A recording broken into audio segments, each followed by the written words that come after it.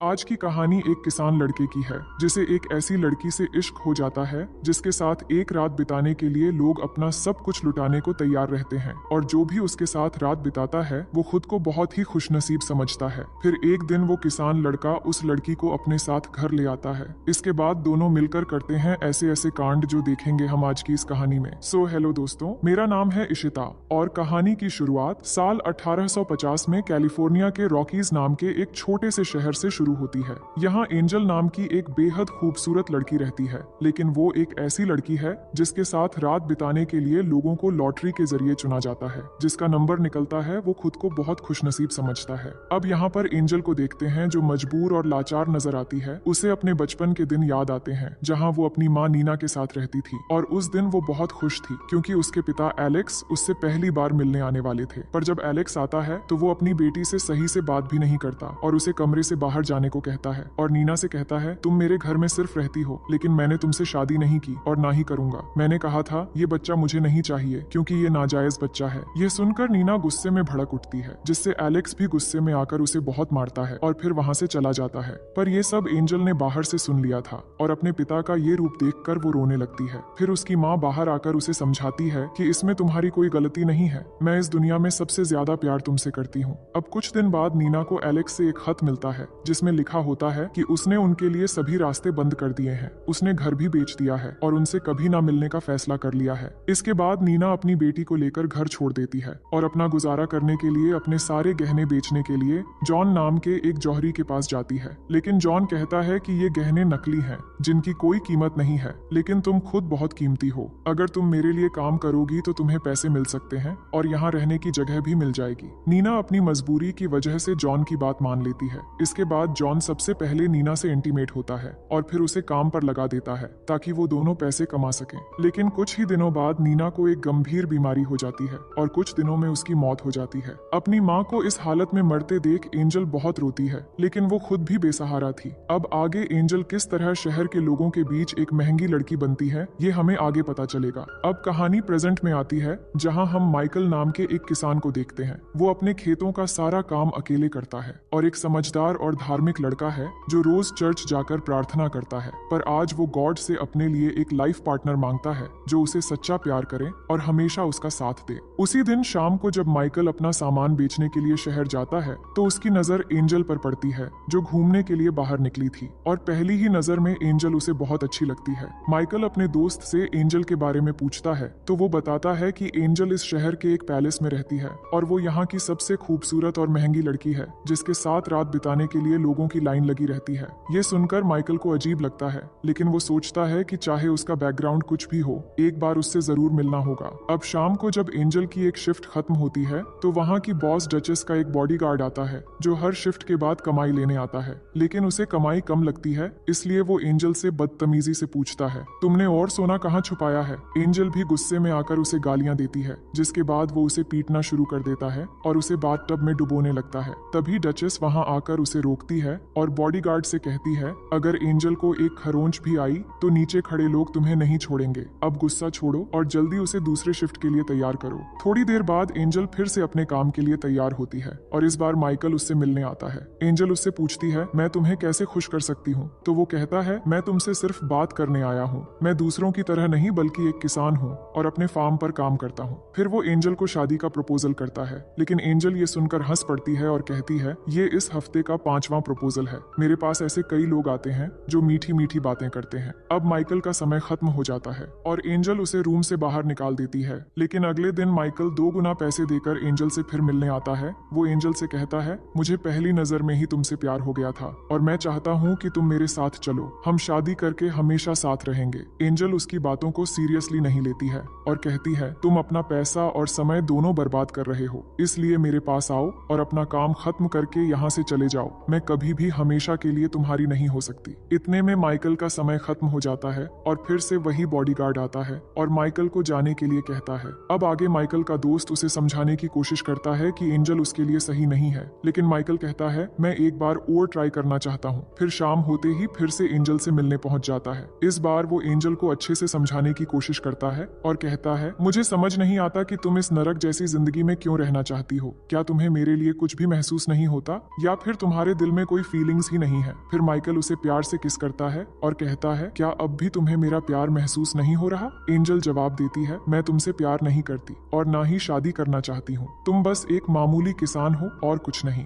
ये सुनकर माइकल को बुरा लगता है और वो चुपचाप वहाँ से चला जाता है। अब कहानी फिर से एंजल के बचपन में चली जाती है। जब एंजल की माँ का निधन हो गया था, तब जॉन नाम का वो जौहरी एंजल को एक दूसरे शहर में ले गया था। वो उसे बेचने के लिए लाया था, लेकिन वहाँ काम करने वाली सैली नाम की एक लड़की जॉन से रिक्वेस्ट करती है कि इस लड़की को कहीं और ले जाओ, ये जगह उसके लिए सही नहीं है। लेकिन जॉन नहीं मानता और एंजेल को बॉस के कमरे में ले जाता है। थोड़ी देर बाद यहाँ का बॉस ड्यूक आता है। फिर जॉन कहता है, इस लड़की को ले लो और मुझे मेरा पैसा दे दो। लेकिन ड्यूक के इशारे पर उसके आदमी जॉन को मार देता है। ये देखकर एंजल डर जाती है, लेकिन ड्यूक कहता है, अब से तुम मेरे लिए काम करोगी। और इस तरह वो एंजल को डरा धमका कर वहाँ रख लेता है। कुछ सालों में जब एंजल बड़ी हो जाती है तो ड्यूक उसे इस काम में लगा देता है। एंजल के दिल से अब डर नाम की चीज खत्म हो चुकी थी और उसे विश्वास हो गया था कि दुनिया के सारे मर्द एक जैसे होते हैं। लेकिन फिर भी वो मजबूर थी। अब एक दिन वहाँ पर एलेक्स आता है, पर वो नहीं जानता था एंजल उसकी बेटी है। फिर जब एंजल को लेकर कमरे में जाता है तो वो उसे अपनी सच्चाई बताती है, जिससे एलेक्स को एहसास होता है कि उसी की वजह से उसकी बेटी की जिंदगी बर्बाद हो गई है। इसलिए वो खुद को दोषी मानते हुए आत्महत्या कर लेता है। इसी बीच सैली एंजल को कुछ पैसे देकर वहाँ से भागने में मदद करती है। जब ड्यूक को ये पता चलता है तो वो गुस्से में सैली की हत्या करवा देता है।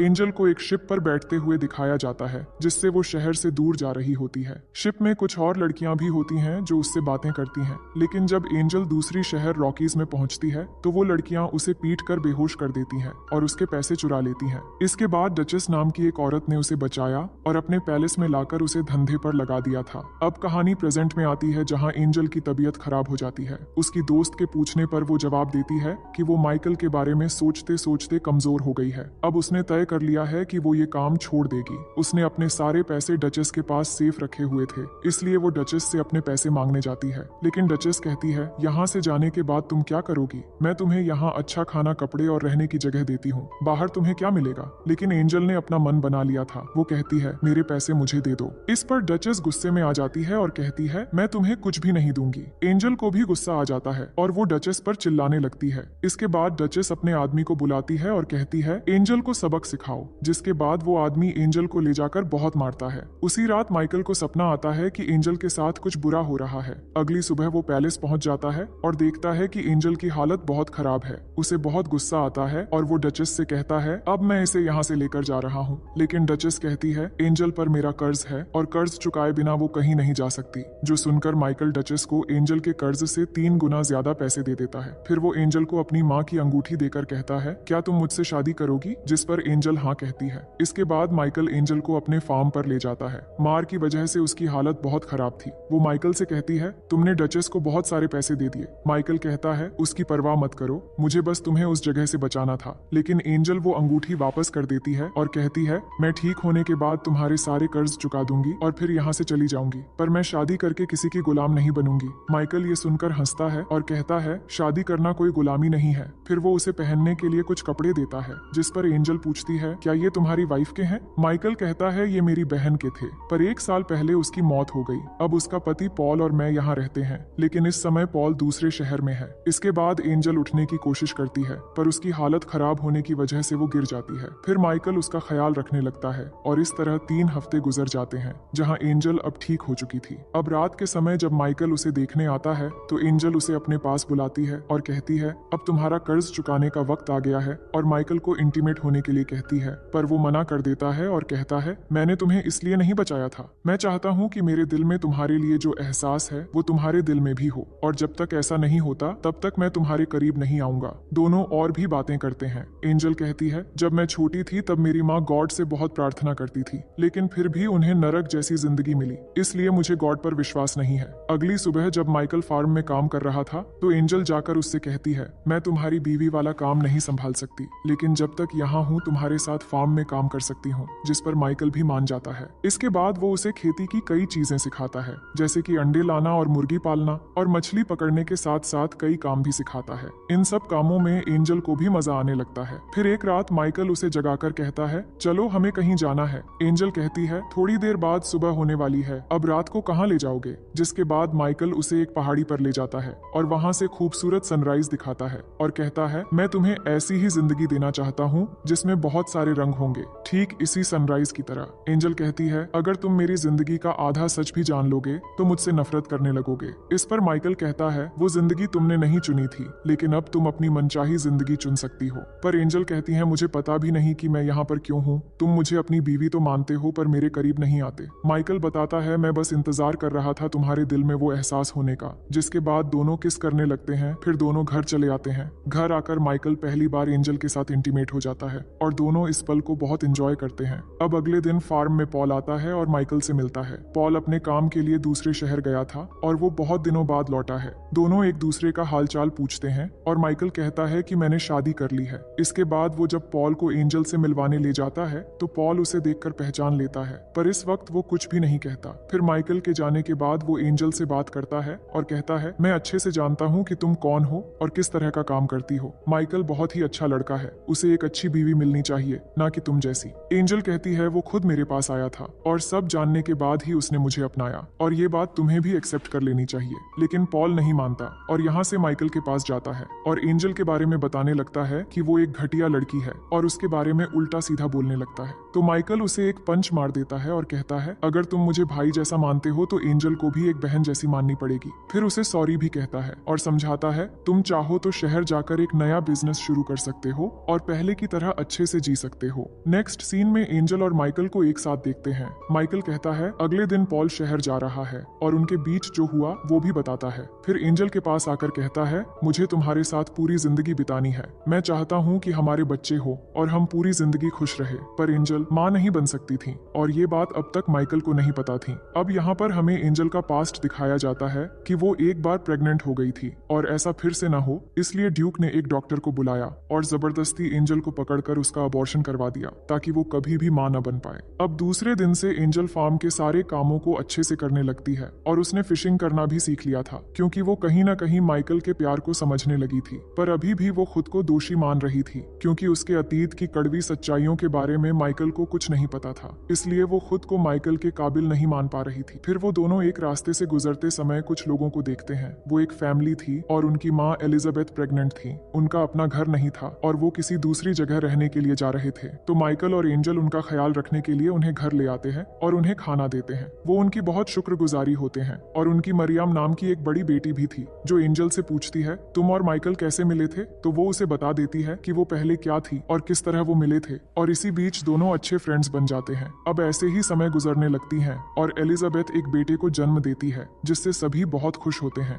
माइकल और मरियम दोनों मिलकर उस बच्चे का ख्याल रख रहे थे जो देखकर एंजल को लगता है कि मरियम और माइकल की जोड़ी बहुत ही अच्छी रहेगी। फिर रात को मरियम के पिता सबको बताते हैं कि उन्होंने पॉल से कुछ जमीन खरीद ली है और अब वो सब मिलकर यही रहेंगे। अगले दिन जब माइकल और एंजल खेत में होते हैं तो एंजल कहती है, मरियम बहुत ही प्यारी लड़की है और तुम दोनों की जोड़ी बहुत अच्छी लगेगी। इस पर माइकल कहता है, मैं सिर्फ तुमसे प्यार करता हूँ और हमारे बीच कोई भी नहीं आ सकता। इसके बाद एंजल उसे वो सच बता देती है कि ड्यूक ने एक डॉक्टर से जबरदस्ती उसका ऑपरेशन करवाया था जिससे वो अब कभी भी मां नहीं बन सकती। मगर माइकल कहता है, तुम जैसी भी थी इससे फर्क नहीं पड़ता, मैं तुमसे बहुत प्यार करता हूँ और ये कभी भी नहीं बदलेगा और हमें कभी भी उम्मीद नहीं छोड़नी चाहिए क्योंकि कभी भी कुछ भी हो सकता है। पर एंजल ने ये मान लिया था कि ऐसा कुछ भी नहीं होगा, ना वो कभी माँ बन सकती है और ना ही माइकल की एक अच्छी बीवी। उसके बाद हम दोनों को डिनर करते हुए देखते हैं जहाँ एंजल कहती है कि मुझे उस जगह ले चलो जहाँ पर हमने सनराइज देखा था। फिर दोनों वहाँ जाकर सनसेट देखते हैं और उस पल को यादगार बनाने के लिए दोनों वहीं पर इंटीमेट हो जाते हैं। फिर अगली सुबह एंजल मरियम के लिए एक लेटर लिखती है और उसमें माइकल की अंगूठी रखकर सबके जागने से पहले एक आदमी के साथ शहर चली जाती है। इसके बाद मरियम को वो लेटर मिलती है जिसमें लिखा होता है कि माइकल और मरियम की एक खूबसूरत जोड़ी बन सकती है और वो हमेशा खुश रहेंगे। फिर मरियम वो लेटर माइकल को दिखाती है और कहती है, तुम्हें जाकर उसे रोकना चाहिए। पर माइकल कहता है, मैंने उसके लिए सब कुछ किया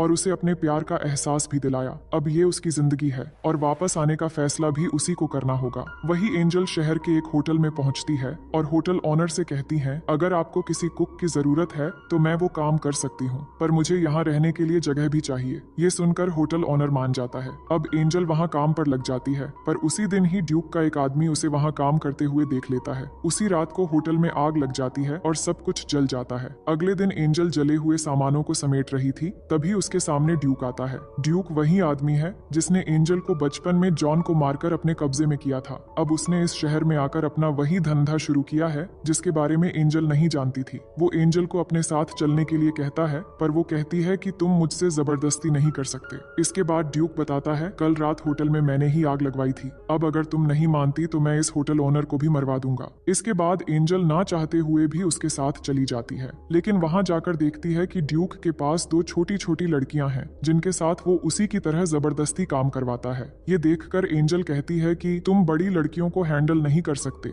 इसलिए छोटी बच्चियों को लाकर उन पर जुल्म करते हो। ड्यूक उसे धमकाते हुए कहता है, अगर तुम मेरे खिलाफ गई या भागने की कोशिश की तो मैं तुम्हें मार डालूंगा। अब जल्दी से तैयार हो जाओ, मुझे तुम्हें सबके सामने ले जाकर दिखाना है। इसके बाद वो एंजल को स्टेज में ले जाकर सबको दिखाना चाहता था, पर इसी बीच एंजल पहली बार गॉड से प्रे करती है कि अगर आप सच में हो तो उन छोटी बच्चियों के लिए ही सही मेरी मदद करो और मुझे सच बोलने की शक्ति दो। इसके बाद ड्यूक उसे सबके सामने स्टेज पर ले जाता है, लेकिन वो स्टेज में खड़ी होकर सब लोगों को बता देती है कि किस तरीके से ड्यूक छोटी लड़कियों के साथ जुल्म करता है और अपनी कहानी भी बता देती है। ये सुनकर ड्यूक सबको बताता है कि ये झूठ बोल रही है और स्टेज से एंजल को जबरदस्ती एक कमरे में ले जाता है और वहां उसे मार देने ही वाला होता है। तभी ड्यूक का एक आदमी आकर उसे गिरा देता है, क्योंकि वो आदमी ड्यूक के क्रूर तरीके से तंग आ चुका था। इसलिए वो एंजल को भागने के लिए कहता है। अब एंजल जल्दी से उन दोनों बच्चियों के कमरे में जाकर उन्हें बचाकर बाहर भागने लगती है। ये देखकर सभी लोग समझ जाते हैं कि ड्यूक तो सच में एक बेरहम है जो छोटी बच्चियों के साथ जुल्म करता है।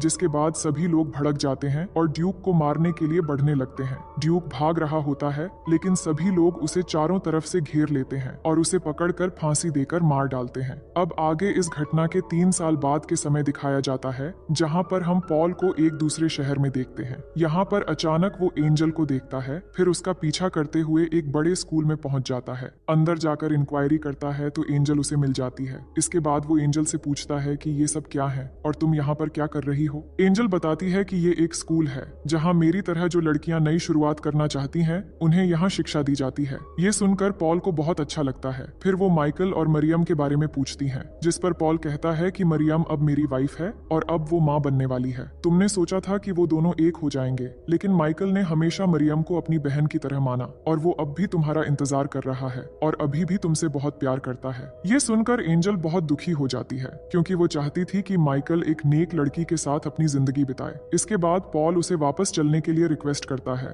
और कहता है, मैं 4 बजे यहाँ से जाने वाला हूँ, तुम चाहो तो मेरे साथ चल सकती हो। दूसरी तरफ हम माइकल को देखते हैं जो अपने खेतों में काम कर रहा होता है। तभी वो एंजल को देखता है कि वो वापस आ गई है। एंजल उसके पास आती है और अपना असली नाम बताती है कि मेरा नाम सारा है, जो मैंने आज तक किसी को भी नहीं बताया। मैं सिर्फ ये कहने आई हूँ कि मैं तुमसे बहुत प्यार करती हूँ और मैंने जो भी तुम्हारे साथ किया उसके लिए मुझे माफ कर देना। मेरी वजह से तुम्हें बहुत तकलीफ हुई है। माइकल कहता है, इन्हीं तकलीफों की वजह से हमें ये खूबसूरत पल मिला है और अब हम एक साथ हैं। फिर वो अपनी माँ की रिंग, जो अब तक उसने संभाल के रखा था, वो एंजल को दे देता है और अपनी जिंदगी में उसे वेलकम करता है। इसके बाद दोनों बहुत खुश होते हैं और एक दूसरे को किस करने लगते हैं। इसके बाद हमें कुछ सालों बाद का सीन दिखाया जाता है, जहाँ माइकल फिशिंग कर रहा था। तभी वहाँ एंजल आती है और हम देखते हैं कि एंजल प्रेग्नेंट है और उनका एक छोटा सा बेटा भी है, यानी कि एंजल अब ठीक हो गई है। और इसी के साथ कहानी यहीं पर खत्म हो जाती है। तो दोस्तों, मैं उम्मीद करती हूँ कि ये कहानी आपको बेहद पसंद आएगी।